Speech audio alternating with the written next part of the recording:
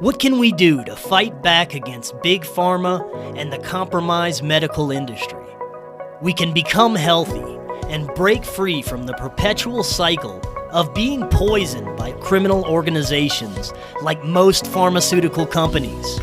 Come check out what may be the most powerful antioxidant known to man, C60 Purple Power. The benefits of C60 have been personally outstanding. I use it every day and I feel incredible. I have tons of energy, I sleep great, and I haven't even come down with a cold since I started using C60 over 2 years ago. You can even get C60 for your pets. Do your own research, click the link in the description, and check out their website. If you order from that link or use coupon code KNOWLEDGE10, you get 10% off your order plus free shipping. What is your health worth to you?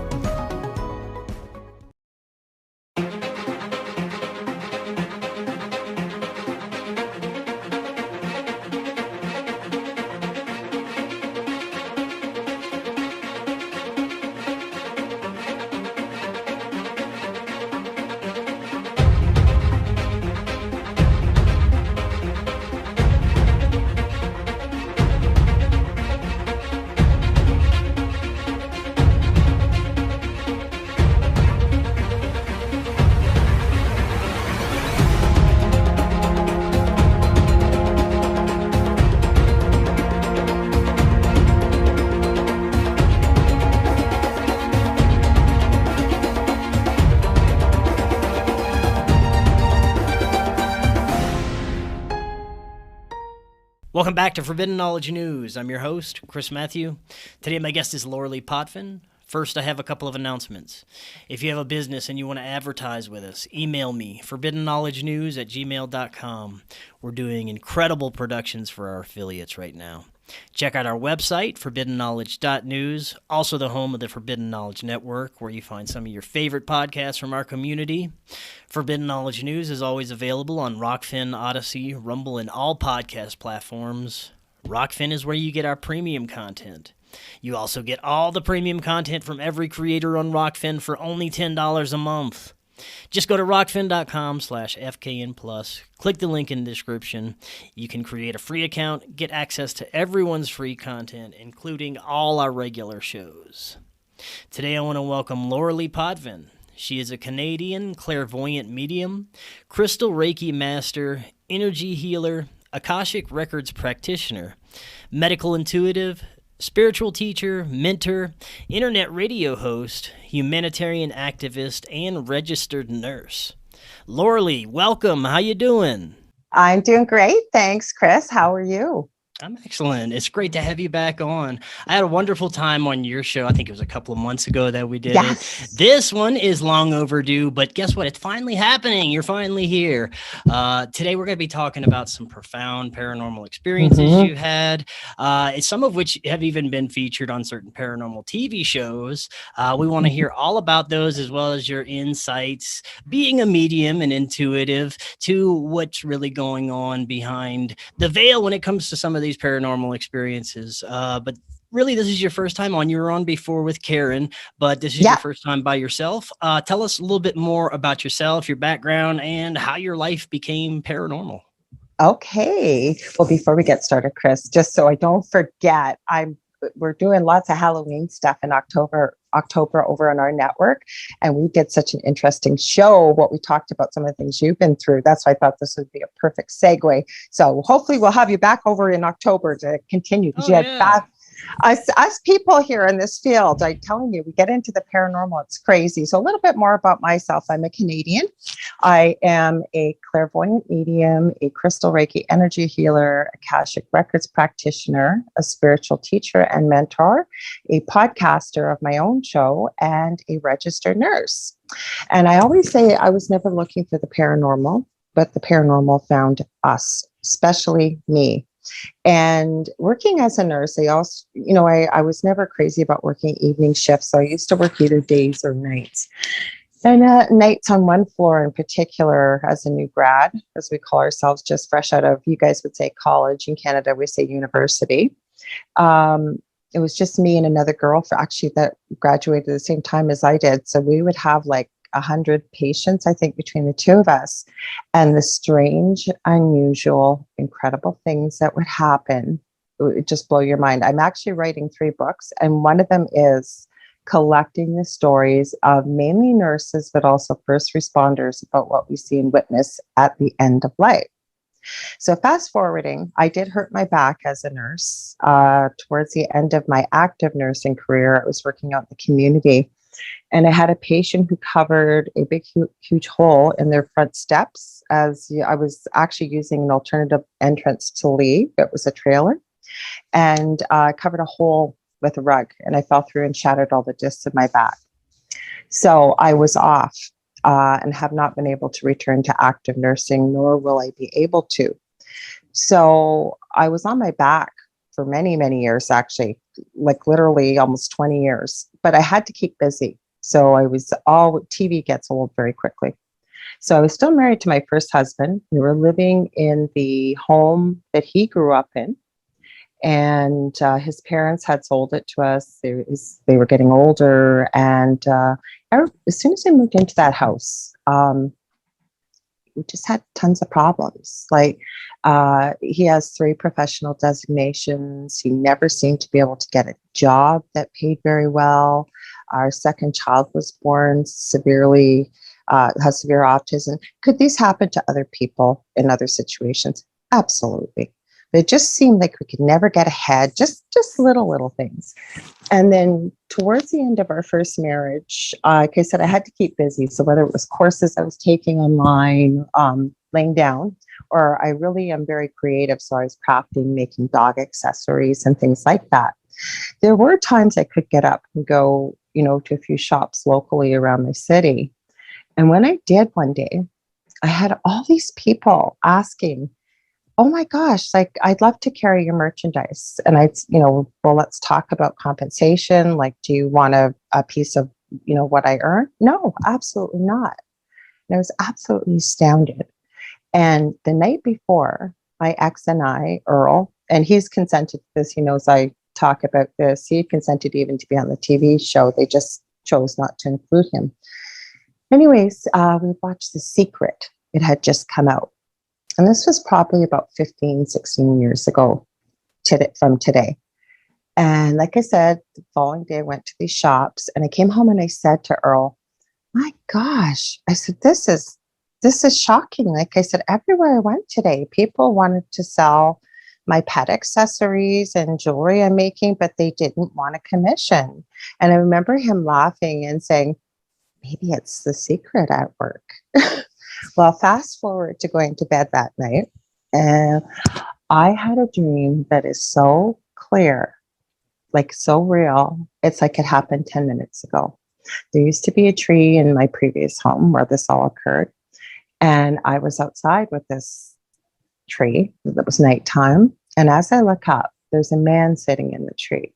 And I always say I'm not a high maintenance type of person, but you could tell it was very expensive clothing. It was a dark charcoal colored pinstripe suit, all 3 pieces, and then white silk crisp shirt, black tie. But he had his hair, it was all black and slicked back and cut to about here behind his ears, and he had very closely trimmed full goatee and mustache. But as I kept looking upwards, I could see his skin was kind of this pale, sickly, almost greenish tinge. Like you wouldn't look at him and think like Frankenstein or Hulk green, but you could see it was sickly. But it was his eyes. They were like pure black, and then they would go to flame. And he said, hello, Lorilei, in the dream. And I won't say, because it's not radio friendly, what I said, but basically, who are you? And he said, well, firstly, you know that little business that you have, your little trip yesterday all around? He said, that is nothing what happened with your little business. I can give you wealth. I can give you fame. I can give you anything beyond your wildest dreams. He said, all you have to do is agree to follow me.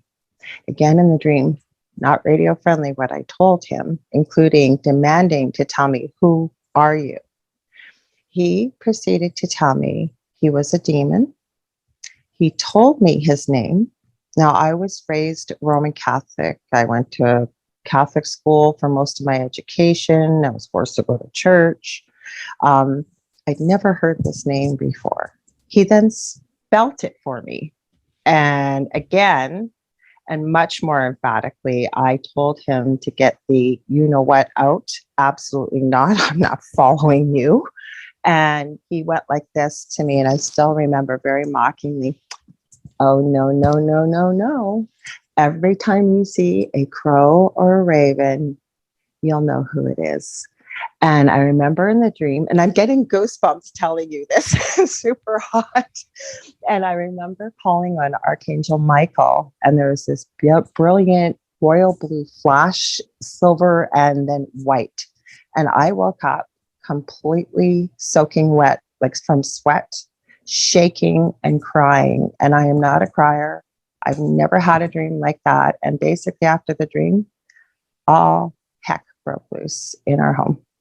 What were the series of events that occurred after this that kind of led to the chaos? Okay, so again, it was like, the whole time we were living in that home, my ex-husband just didn't seem himself. Like I kept talking to him about maybe, you need to go to the doctor. Like, are you depressed? Like, he just had no motivation. He wasn't himself. And so our marriage did break up shortly after that. And I'm now with who I'm with today, Del, and he's in part of the episode on TV. But anyways, what happened while Earl was there and it was little things after that. It was, everybody usually keeps their keys in the regular spot by the door. Not everybody, but most of us, like if you're in a hurry to run out, you know where they are. So, I'd be getting ready to go out. I would put my phone up. There was a shelf right by the door, right? The keys are there. Bend down to put my shoes on, stand up, keys are gone. And I'm like, am I going crazy? And you start looking around, ripping stuff up. Like, well, what did I do? Did they fall? Like, where are they? And then finally, I don't have the keys. We had an extra set, but like my husband, I'm saying partner, that's what Del is now. My husband at the time, he'd have the other set, right? So I think, okay, well, I guess I'm not going out. And you'd go on with your day, and say an hour or two later, you go check the mailbox for the mail or some flyers are dropped off. There's your damn keys sitting exactly where you left them. So it was things like that. And during that time, my marriage ended. And I had been friends with Del, who I'm with now romantically. I call him my partner, common law, I guess. And he moved in. And again, strange little things like this, like things would go missing. You knew you put it somewhere and couldn't find it. I should also add another aspect to this. I have two boys. My eldest, he's now 27. Ever since we moved in that home, and he was 15 months old at the time when we did, he kept always saying something in my closet, closet. And it got to the point, how people always check on their kids at nighttime or, anything that's in your care, whether it's a pet. And I'm not calling my child a thing, but I mean, a pet to your kids. If you're looking after, you always check when you go to bed, right? And he used to be up on a bunk bed when he was little with a desk and play area underneath. And it got to the point after this dream that you would go in there and you'd find him on his back in a pool of vomit. He had no idea he had gotten sick, and there was nothing medically wrong. I'd had him at the doctor, but being a nurse, I was like, oh my God, is this child going to choke? Like, and you'd have to strip the whole bed apart, get him up. This is like, 11, 12 o'clock at night. It would happen at least 4 or 5 times a week. It got worse and worse for him to the point that probably by the time he was about 5 or 6, he wouldn't sleep in his bedroom anymore. He had a futon mattress by our bed in the bedroom. And curiously enough, that never happened again. Him laying in a pool of vomit, not realizing he had been sleeping, that while he'd been sleeping. So again, coincidence, maybe something else. I don't know, but it's awfully odd that we moved him out of that room and he didn't have any problem.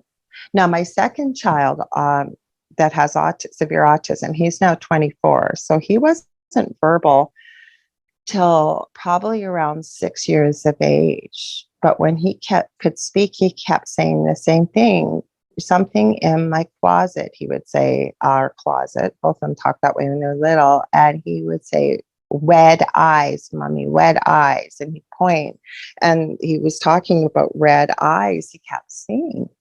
So all this stuff was going on, just little things. Once Dell moved in, again, same crap, if you will, just little annoyances, like things going missing that you knew you put something somewhere and what have you.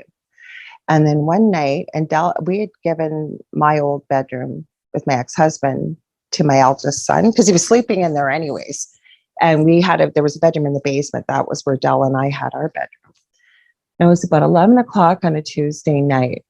And we heard this horrific crash upstairs. We came running upstairs. My eldest met me in the kitchen. We had kind of like almost like a roundabout, almost semi-open concept underneath the cupboards in the kitchen into the dining room. Now, the cupboards in the kitchen, say if we're looking at a wall here, on the opposite side, we were in the dining room, okay? And there was an open area between the cupboards and the counter. There's a reason I'm telling you this. So on that wall in the dining room, I had a little curio cabinet, I call it. It was probably about 3-4 pounds because we're trying to figure out where the heck did this noise come from. So we finally realized when we look over into the living room, my curio cabinet is probably about 12 feet away from where it was on the wall. And the glass is all broken. I had a bunch of little things from my childhood, like trinkets and stuff like that. So we start looking like, how the heck did this get here?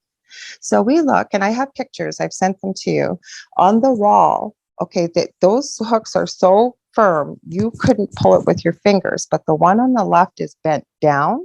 The one on the right is still there. And on the back of the curio cabinet, the hooks are still there. So what we figure happened is somehow that cabinet came off the wall, flew to the left. Okay, must have hit the wall to the left about 4 feet. As it hit the wall, it flew into the living room. But as it was going past the counter, Chris, it cut the portable phone, the caller ID, and the answering machine cords like it had been cut with a scalpel. So that was when we knew we had something crazy going on. You had no other explanation. That is, we've got a lot to break down on that. I want to go back to the first incident where this being kind of appeared to you in a dream state. Do you think that there was any catalyst for this? Were you doing anything that could have maybe invited this into your reality? No, and I'm glad you asked that, because I should have said, yeah, we're not playing with Ouija boards or the usual that you hear. The only thing that I can say that maybe could have caused an interest. I should also add too that these abilities exist on my father's side too.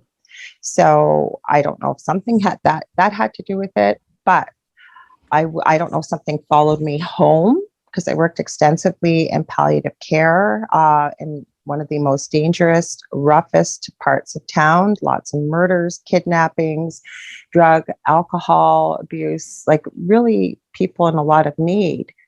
But we know, and it's with no prejudice towards any community, but when we use substances like that or have areas, as you well know, of great sadness in the way of murders, kidnappings, rapes, whatever, it can invite that kind of energy in.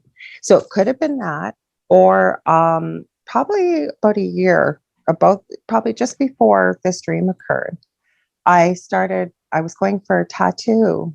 And the lady that I was at the tattoo place said, "You have two very special children." And I said, "Well, all children are special, thank you." And she said, "No, they're very special." And she said, "Do you mind if I try something with them?" I said, "Well, as long as you're not going to hurt them." So I wasn't sure at the time what she was doing. I do know now she was taking crystals and checking their energy and what have you. And then she looked up and she said, "What do you do?" I said, "Well, what do you mean, what do I do?" She goes, "I'm picking up stuff about you." And I said, "Well, I'm a nurse," and explained my situation. She goes, No, something else. And she said, is there anything that you sort of feel drawn to? And I said, well, I've always loved unicorns and, you know, the fae or fairies. I said, angels are kind of cool. And she said, hang on. And she went in the back room and she came back with this box and she handed it to me. And I said, what is this? She said, you'll know. And I said, okay, well, when do you want it back? You'll know. So what she had handed me were angel oracle cards. And we're now good friends. So I know she didn't send anything with it or there's any bad energy attached to it. So I did take a certified angel card reading course at the time. So maybe did I open the doorway with getting, you know, starting that type of journey? I don't know. So that's basically all I can add. I know it's a bit of a long answer, but No, it'll be questions great in people's minds. I know it will be. Yeah, definitely. Now I'm going to try and pull up some of these pictures that you were just discussing, and maybe you could describe what we're seeing here. That was a normal picture. That was what was caught on camera. Now I know why. I don't have it in front of me. You got to remember these pictures were taken throughout the years, right? So that's why I included it for reference. That's why. So where did that come from? Yeah, exactly. Let's go back to the first one. Where in the corner was this? This was in the most active part of the basement. Yes, there was a lot of clutter. It had my craft room stuff because that's where it used to be in the old bedroom. And I think we had some activity in that corner. It was hearing something or feeling something. So I just felt like I needed to start. I took pictures of everything practically. Now, what are we looking at here? Okay. So we had security cameras because every house in that neighborhood had been broken into except ours because I was home all the time, middle class, regular neighborhood. So when all this activity started, the security cameras stopped being able to record. We don't know why. We had the box into them. We had them come to our house. They get it going. So we could see what was on the monitor. We had it in our bedroom. So I tried to document most things because I knew nobody was going to believe me if I tried to tell them. Now, what we realized is because Del has abilities and so do I, we had 4 main entities in that home and many little drop-ins and pop-ins. So this is one of them. And what had happened was, this is a neighbor's car in the front yard. We can see it through the security camera. This was taken off the security camera monitor. It's the best we could do. And Del goes, what's that little lady doing sitting in front of the car? He'd had a few beers, right? And I'm looking at this. I hadn't had anything to drink. And I went, Del, that's no little old lady. And I'm looking. Now, if you can see, it almost looks like a very short person with a black hood, white face on. You can see almost like little black for their eyes. Some people have thought it's a dog in the middle. It's not. If you got to kind of look back from it and look at the whole picture. But the reason, so I took a picture of this and then I took a picture. Del watched the monitor downstairs. I ran upstairs and took one from the front door, almost like 3 seconds apart to show you there was nothing there. So what was showing up on our security camera? But the 4 main entities we had a shadow or hat man. We had a female, I would call her a shapeshifter. She could mimic voices, change shape, what have you. And then what everybody in the home, my 2 boys and Del named the Shy Guy. So if you've ever played Super Mario, there's the little guy that looks like the little Grim Reaper with the white Jason hockey mask from the horror movie with the big eyes. That was taken like 2-3 seconds apart out the front door. So what was on the security monitor when you go back? Right. And then you go up. That's why I took it for reference because there was nothing out there. Yeah. That is very interesting. So some of the pictures maybe of the monitor, because like I said, that was the best that we could do. I'm actually writing a book about this whole story because it's just very long, very involved. This is like sort of an overview, but some of the evidence that I sent you and some pictures I haven't released, they're like I have a burn on my tailbone that looks like somebody took a cigar. Del has a bite mark on his right buttock cheek that looks like it's not human. I can send it to you if you want, and you can, I've got it cropped, but that's where it was. But I want to put his butt out there, even if it's cropped, people are going to go, what is that? What is that of? Where? But other Yeah. people experienced activity in our home. So it wasn't just our family or what have you. So. And all the activity that you experienced, did it have this kind of malevolent feel to it? Was anything positive? No. And I Okay. don't, you know what? That's the thing that really puzzled me, because when this started, like I told you, we were looking for this. I was aware of the paranormal, but I had no interest in it. And I started locally looking for help. Then I started looking regionally in the province, then Canada-wide, North America-wide. I went all over the world looking for help, looking for answers. And in the meantime, learning and researching, sometimes 18, 20 hours a day, because sometimes it got pretty bad. Like Del was thrown 15 feet across the kitchen. And he's a skeptic still to this day. So we kind of meet in the middle. And he didn't even tell me for 2 days. He'd been upstairs at 3 a.m. making a sandwich, bending down in front of the fridge. And next thing you knew, he said he found himself throwing kitty corner across the kitchen, cut his arm. And he said he was looking for the mustard. And he said he didn't even know what had happened. But he said when he stood up and he turned around, the mustard was on the counter. He didn't see it fly or anything, but he couldn't figure out what happened. So he didn't say anything to me. So he took a circuit tester and he had the fridge apart. He's testing all the circuits. He thought maybe he'd gotten a shock.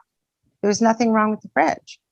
Like we had crazy, crazy stuff happening in this house. But my whole point is, very quickly, is that, you hear people, and believe me, I had lots of things people suggested we try, what we do, what have you. Nothing ever got rid of it.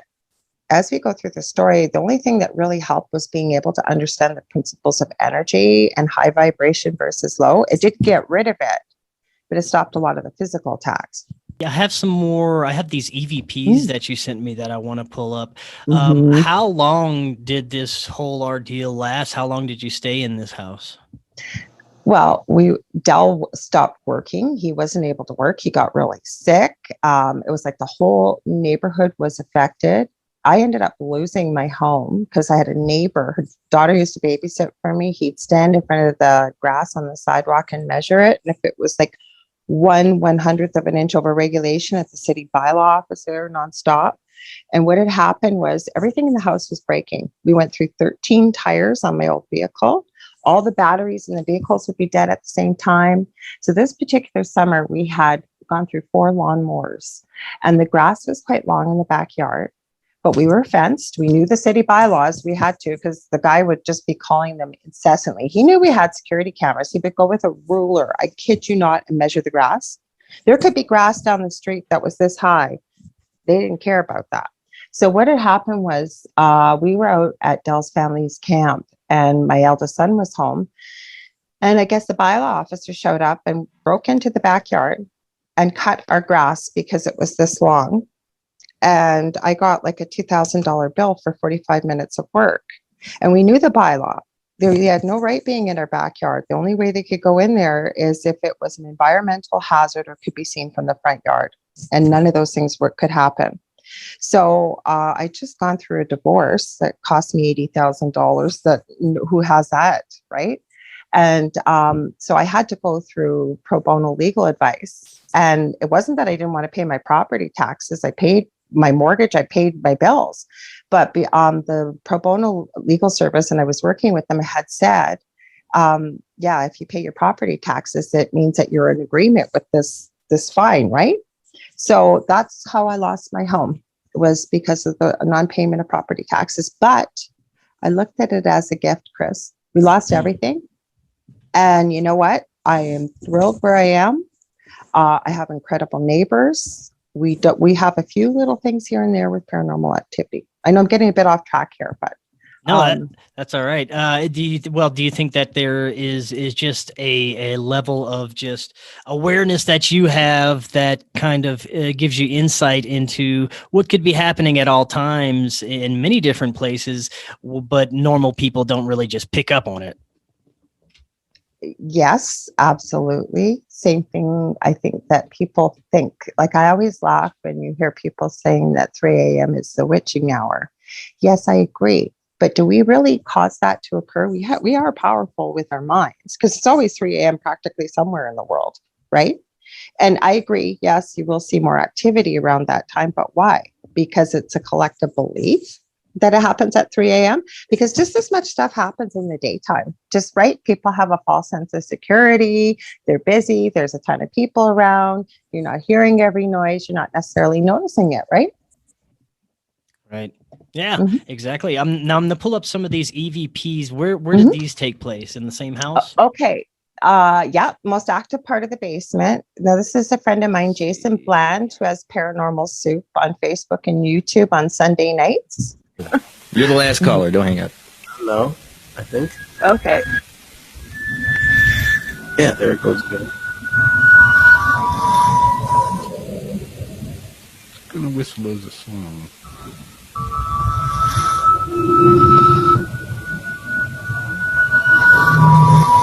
It is a song. It's like in a tune. Like old time Western.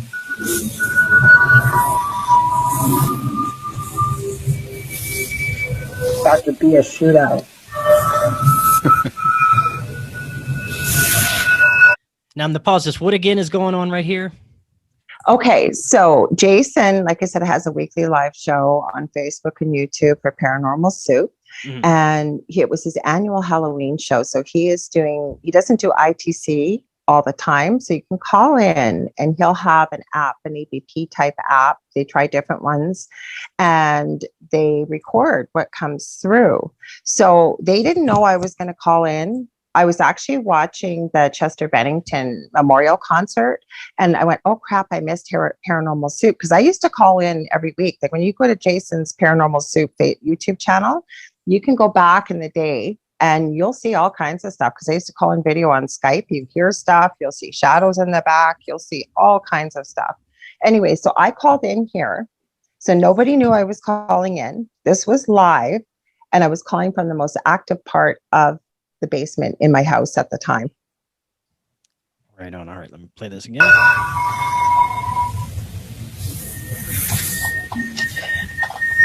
Talk to him, Lorilei. See if you can get him to talk to you. Talk to him? Yeah. Yeah, okay. Got to see you there. You got a smart outfit. Always cuts in when I'm talking to somebody. Chandra.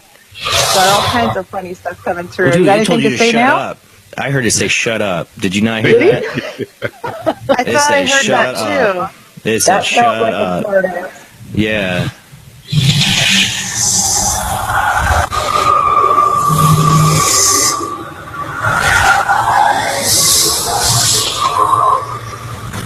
That's just that I see you. I don't know. But I can't wait to listen back to that one. I just whisper, I see you. I see you? Wow, it's weird how the thing gets all of a sudden. It's like goes from like nothing to off the charts loud. Freaky. DSESP Rejiki Omnia Yelawa. DSESP Rejiki Omnia Yelawa. What the hell was Who that? said that? Who said that? I don't know. Who said that? No one. That was from the app.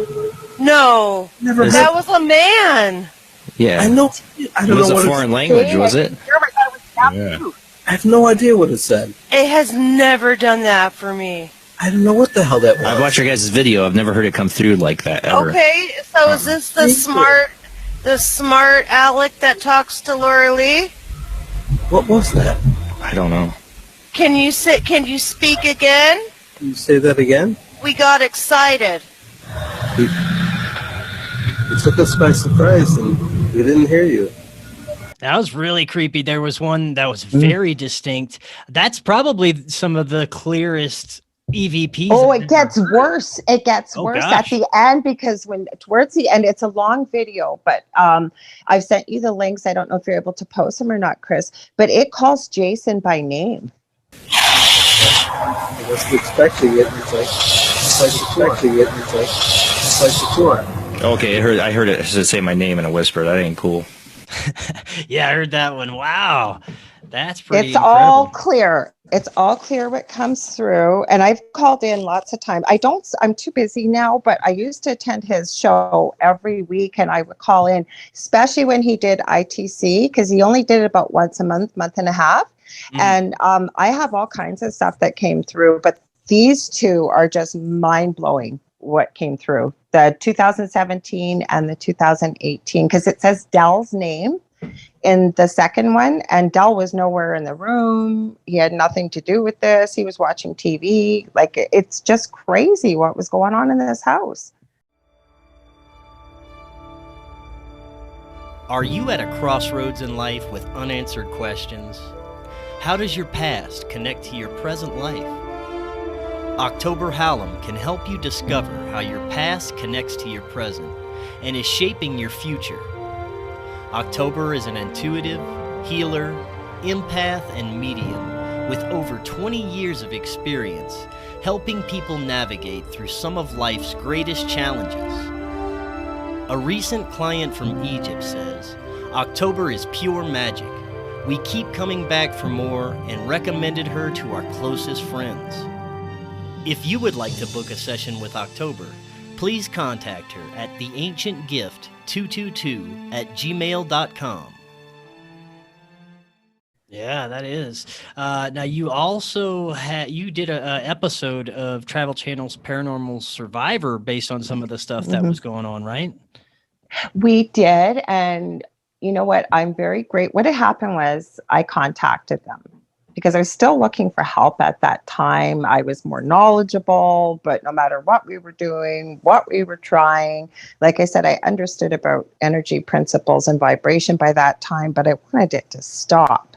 Anyways, excuse me, I contacted the show and they said, well, we're just about finished filming for this season, but we could maybe do another episode. Do you think you'll be down in Toronto? And I live in Ontario, but where I live is smack dab in the middle of Canada. It's called Thunder Bay. It's on the shores of the Great Lake of North Superior, the biggest one. So I'm about 6.5 hours north of Minneapolis, Minnesota, and I'm only about 40 minutes away from the US-Canada border. So to get to Toronto, you can't go through the lakes. You have to drive all the way around them. So that's like a 22-hour drive, or to fly. I have no idea why it's so expensive, but it last minute can be $2,500 per person to fly down there. So I said to the person, okay, I'll see if maybe there's a seat sale. She goes, well, you know what? Just tell me your story a little bit. So I start telling her. She goes, maybe our producer might be able to help you out with like maybe some supper or something. I really hope you guys can make it down here. Let me go talk to him. I'll call you back. Call me back in 10 minutes and said, we're flying you down, taking care of everything. We need to share this story. So I'm very grateful they shared it. They were wonderful to us. They interviewed us for 6 hours. We had no say in what went through in the episode. We didn't speak to the actors that did the reenactments or the psychics that commented on the episodes. So 2 things. First of all, one of them that commented, Michelle DeRoche, we didn't know her at the time. We've never met her. She's now in our network and we know her quite well. So kind of come full circle.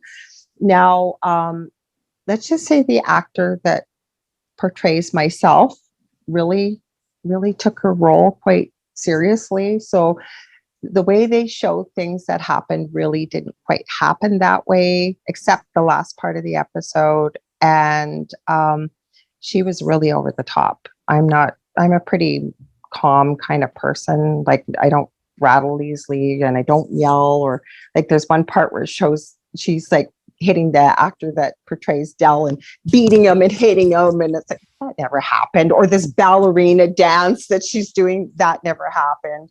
But like I said, I'm still grateful they shared this story because it's allowed me to meet some wonderful people like yourself and Karen Holt and many people. Yeah. And what, like you're saying about the reenactments with some of these, that's one of the main reasons why I can't watch any of the haunting shows or things like that, is because they dramatize it so much to where the actual event is so fictionalized by the time you watch it. It's not even what really happened. But do tell us, what were some of the events that they were trying to portray in this? So we did have somebody locally come to try and clear the house. I met her on the steps when she came. It was the lady with the angel cards. Actually, I had called her and said, do you know anybody that might be able to help us? And so I researched this woman that came, and I realized that I had worked with her mother as a community visiting nurse, but her mother was a secretary in the office. She was a lovely lady. So I met her, I'll call her Katie. I won't use her real name. I met Katie on the front steps, and she arrived and she said to me, my guides and angels have told me that to be prepared for the fight of my life and to bring everything I have. Her mother had just recently passed away. So we talked quite a bit about her mom and what have you. I believe she's the real deal, but she is all love and light. I do not think she was prepared for what had happened. Chris, I wish to God I had known what had happened when she tried what she did. So the show did show that, but she had been asked to be part of the show and she politely declined. So of course we respected that. So her role is portrayed by a gentleman. But when you watch the episode, and I have to agree with everything you've said about these shows, but you would not believe how many people believe it's all real, like what the actors are doing. So in the episode, it's a guy and the girl that supposedly is me, and we're in this room, and it's so cheesy. He's in there going, demon, be gone, demon, be gone. And I forget what happens in the episode. And all of a sudden you see the guy running out of the room and slamming the door. So excuse my language for saying this. The first time Dell and I watched this, we couldn't stop laughing. We're going, see you later, biatch. I won't say the word, biatch. You're on your own. That's the way they portrayed it. I had also got a burn on my arm because I originally, after all the information I've been given in that dream, about 10 or 11 years later, I used to get people contacting me too, because I was podcasting with my own show on a previous network before, Monday through Friday. So people start to, get to know kind of who you are. And in the episode, they showed it like it all ran together, and it didn't. But this person contacted me and said they had had a dream. They had been given a name and they were wondering if it was demonic. And I said, well, not everything's demonic. It's actually quite rare. I am not an expert in demons, but I would certainly take a look for you. As I took a look, I just about fell off my chair because right there on the page was the exact name I had been given, the exact spelling I had been given, the exact animal form I had been given. Now, I don't repeat the name. I've had many people contact me. I'm not afraid of it. I just refuse to give it any more energy, but it's a short name, and it rhymes with a certain word, B-O-M-B. I'll say that's what it rhymes with. That was a name I'd been given. I'd never heard it before, but so it was verified for me. Anyways, they didn't show that, but the reason I brought this up is in the house, like all kinds of strange things were going on and happening. So one day, our oven didn't work anymore. Brand new everything was broken in my house and no reason why. Didn't matter if they replaced it, what just wouldn't work. So the elements wouldn't work in my stove. So my eldest son only eats chicken nuggets and or chicken fingers and fries, thing with autism. So I had to use the broiler to cook his food. So as I was taking his food out one day, the oven was right down and I pulled it out and the oven door slammed up and closed on my arm. And when I pulled it out, it hurt horrifically as it would as a burn. And when it happened, I was looking around, I'm thinking, I had a shepherd, German shepherd, like, was the dog here? Did the dog hit it? Like, what happened? There was no explanation for why it closed on my arm. But the weird thing about this burn was, as we all know, especially being a nurse, that a burn usually gets red, hot, it may blister, what have you. This did not blister. It didn't get red, but when you held it up, you could see it was all silvery and it hurt so badly.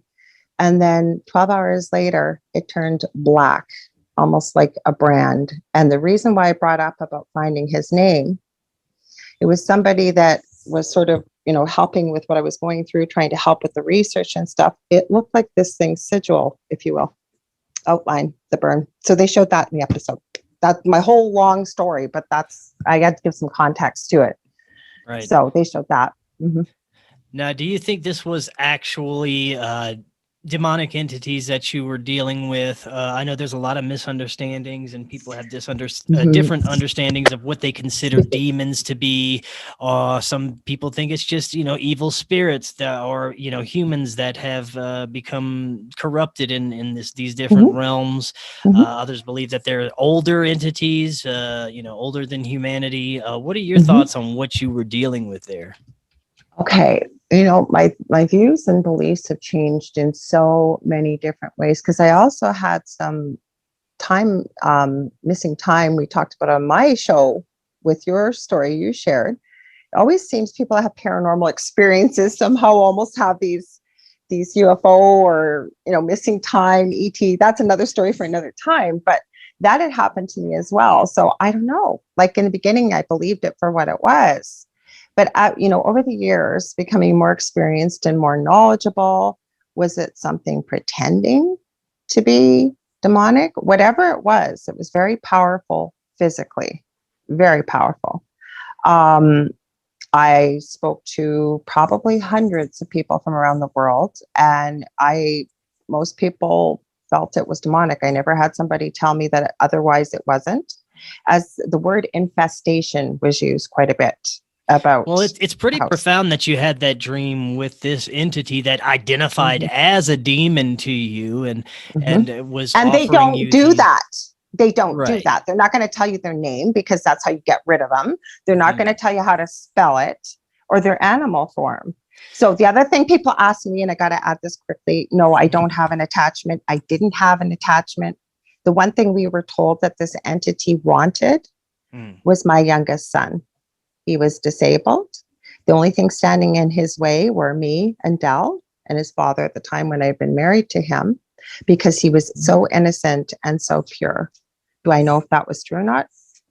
I don't know. Maybe sometimes what we're dealing with is different energies that only identify to us what they think that we can believe, what they think we can handle. I'm open to that, because I don't have all the answers. And you know what? I'm willing to entertain any kind of discussion with people. I think there's so much that we can learn from one another. Because, for example, I had somebody contact me that worked specifically with demons. Like, we're talking like calling them in and doing work together. Okay. And he had seen our episode. And the reason what drew me into speaking with him is he sent me 3 names. And one of them was the name that I had been given. I had an incredible conversation with him on the phone. He didn't use demonic entities to hurt other people or what. He was actually going in to be a pastor at the time. A very interesting story. I had him on my show, and fascinating guy. He said he did some work to get rid of it. Now, remotely, I don't know if he did, because I don't live there anymore. I don't speak to the people that own the house now. So I have no idea. But I have to agree with you, Chris. Like, Dell won't call this demonic, because he says it's unexplainable. He's tried to debunk it 6 ways to Sunday. And on the show, they tried to get him to say it. He would not say it. No how, no way would he say it. So again, what was it? Yeah, so much of this paranormal activity and what we even consider to be even ufology, it's all it seems to be connected to our conscious, and it seems to be such a personal experience for each different person that these entities could even be some type of tricksters, that the only way you're going to get the true nature of what they're trying to do to you, or trying to get you to do, is by understanding that they are indeed trying to trick you in the beginning and give you a different understanding of either something in your life or something that could be occurring around you to even for spiritual growth purposes, I agree with you. I always say this, and I've said it many times on my show, every now and then we'll talk about this. There'll be new people watching. They'll want to know more about it. I wouldn't wish our experience on a blade of grass, but do I look back in it in anger, regret, wishing it had never happened? No, because I would not be doing what I'm doing right now. I would not be on the path that I'm on right now. So yes, exactly what you said is very profound. I almost look at it like it was the the pushing point, the trigger, if you will, to get me what I think I'm meant to be doing on this planet. So I have to agree with you. Now, how did you get into Reiki healing and practicing with the Akashic records and things of this nature? Well, like I said, I had started this spiritual journey before all this happened. And like I had said to you, laying on your back, TV gets old pretty quick. So I wanted to be a doctor actually before I hurt my back. So I love learning, love doing all this stuff. So once I took my certified angel oracle card course, I had taken it actually with Doreen Virtue at the time. That's a whole different story because now she's gone completely to the religious side. But I still look at what she was teaching with value because it resonates with me. And just because she's changed her mind, I still find it useful and valuable. So as I started, like I said, I was researching, I was reading, I was talking to people. I mean, I wasn't being gullible because there's many times people told us stuff to do that had we done it, knowing what I know now, we would have caused way more issues. So I wasn't foolish about it. But I was almost like the door had been opened. And as I always say about the paranormal, we think life is big. The paranormal is infinitesimal when it comes to the size and amount of knowledge. So as I kept going further and further and learned about more and more things, I just went where I felt drawn. And I mean, being a nurse, we love to help people. I've always been, especially out in the community, because you work on your own. I can walk into somebody's house, and I don't say this with arrogance or ego, but I can see, say, a wound that's not healing or something and know what it needs to heal. My family very rarely has to go to the hospital or the ER. Am I fooling around with things I shouldn't be? No. But even though I come from a big pharma background, I still very much believe in if we can use something natural, we do. And so, yeah, I've just also, kind of had that ability. So anyways, my whole point about that's what I think drew me to the Akashic records. Once I found out what they were, I just sort of felt obsessed about it. I had to know more. I really wanted to know about it. And then Reiki, I had Reiki done on myself and didn't really understand it, didn't know what had happened. Being a chronic pain sufferer, I just knew it worked. And this is sort of a newer modality that involves chakra work and sealing and finding holes and cracks in people's auras. And it kind of incorporates a lot of what I was already learning about and knowing. And I love it. I need to make a video. I keep saying this because people have no idea what's involved with Crystal Reiki. Yeah, I sure don't. I'd love to hear a little bit more about it myself. First, I do want to get your thoughts on the Akashic records in general. To me, it just seems like a way for our consciousness to connect to the information from everything else's collective consciousness. I believe that I've had maybe temporary access during certain experiences, during certain meditative experiences where things would just flood in all kinds of information I didn't understand at the time. It would trickle through later and I'd have a little bit better understanding. But to you, have you ever had this complete access to this information, and what is it to you? Okay, so I took 2 courses, and after the first course, I realized I've been doing it all along.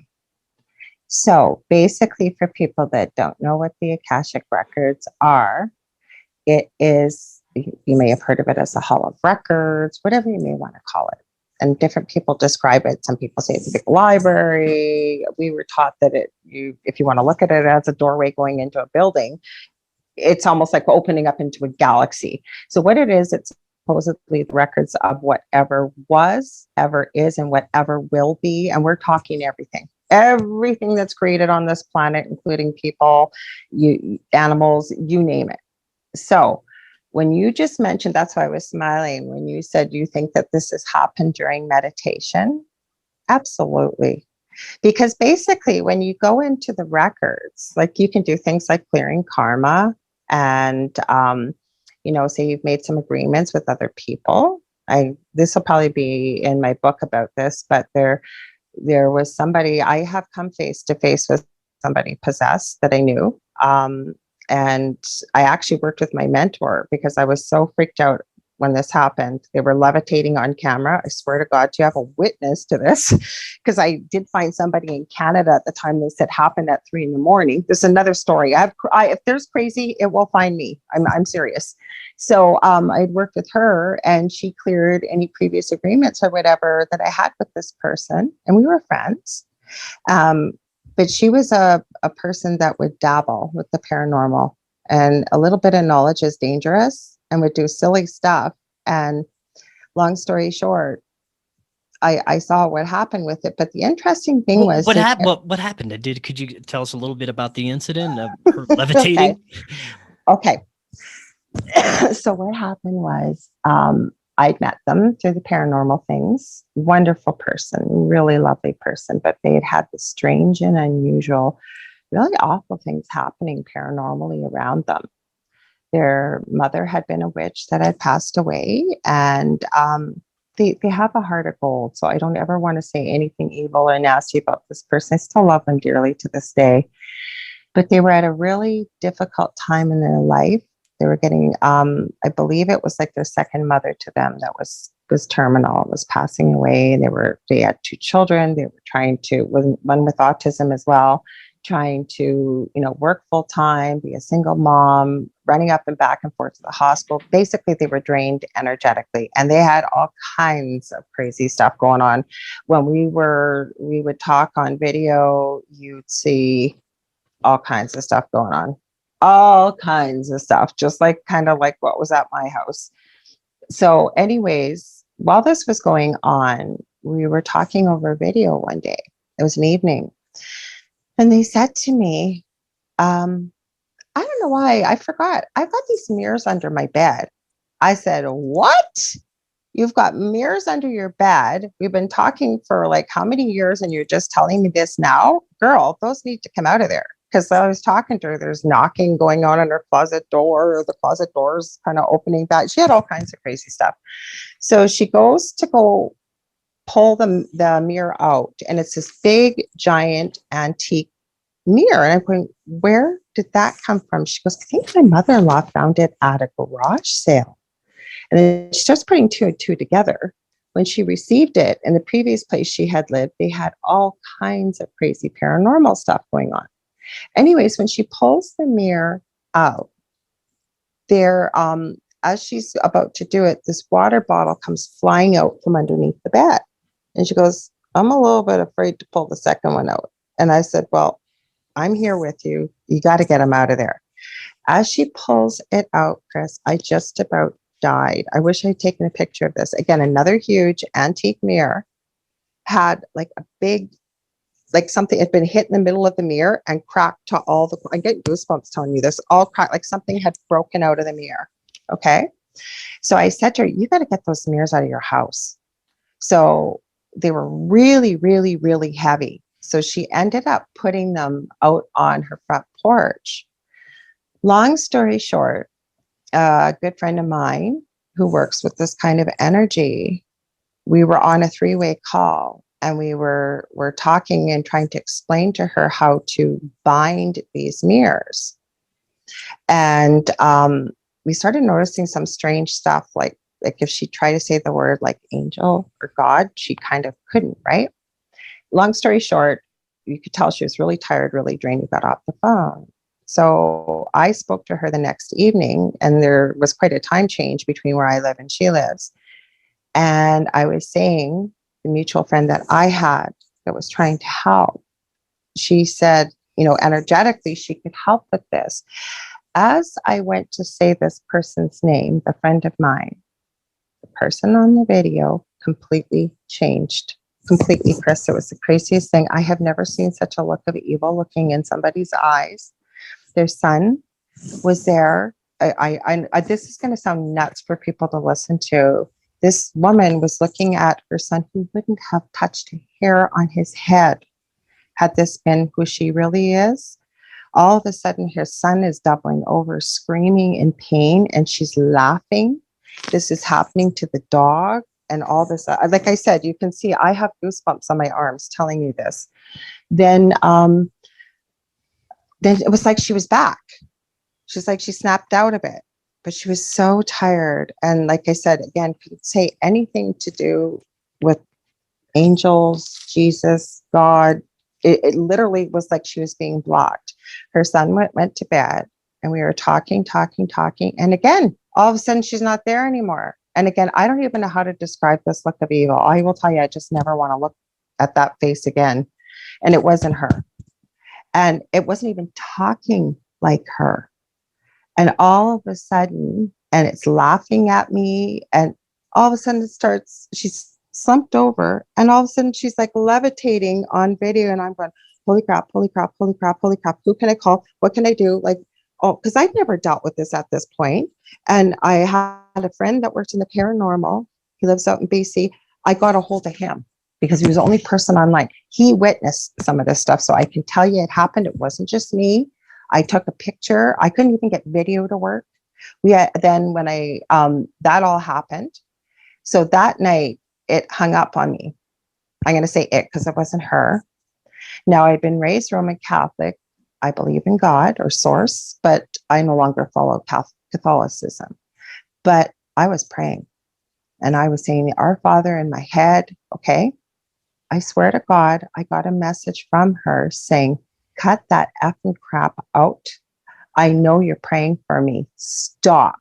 Okay. How do you know that? I'm not on the video with you. I'm not talking to you.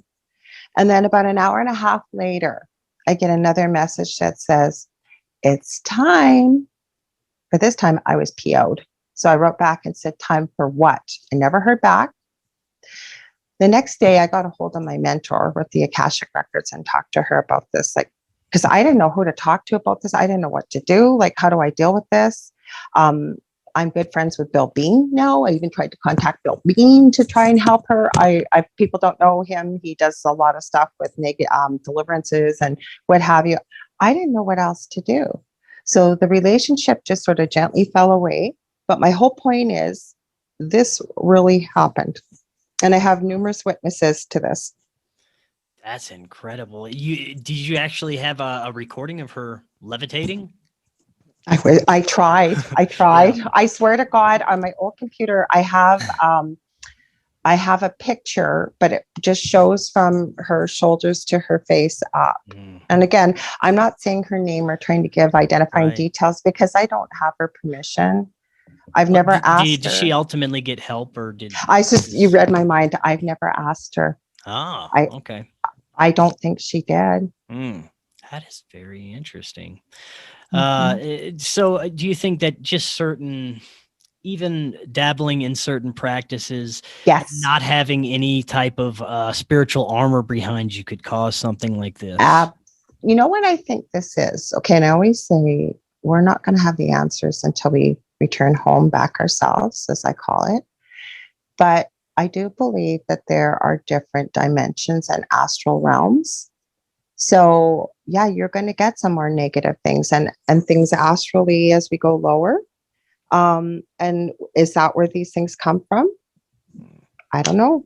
Maybe they do. Like the same thing I'd mentioned earlier. Not everything is demonic. TV wants you to believe. It's actually quite rare. It's becoming more frequent, I believe, in the last couple of years, collectively, what's going on in the world with the arguing, the fighting, the fear. I mean, all these things. And even my youngest son with autism, I explained it's food to these things, if you will, right? And the more misery they can cause you, the more powerful they can become, including if somebody has something around them like that, then drugs, alcohol, going through no sleep, really strong periods of stress, that makes you energetically weak. And I'm not one of these woo-woo light workers that talk just all about energy. I believe there has to be some science to it. And I think that there is with the energy I'm talking about. Oh yeah, it's definitely a science we don't understand. And there's so much we could talk about, Lorilei. This has been fantastic. Before you head out though, let the audience know a little bit about your show, The Angel Rock, and anything else you got going on and how they can find you. Okay. And thank you so much for having me, Chris. I can't wait to have you back on my show because Chris told just as interesting. I don't know if my show, anybody will find the stories interesting, but holy cow, we've had some strange experiences, Chris. Yeah. So I'm hoping to have him back on my show, The Angel Rock, which is live on Monday nights on, it's the call letters are, it's an internet radio show, but it's, I'll explain in a minute. But it's called UFO Paranormal Radio or United Public Radio Network, or just UPRN. And it's live. It's streamed on Facebook, our YouTube's channels, my YouTube channel from 5 to 7 p.m. Central, 6 to 8 p.m. Eastern. I think about that. And what it is I cover all aspects of the supernatural, the esoteric, with a little bit of truth seeking thrown in.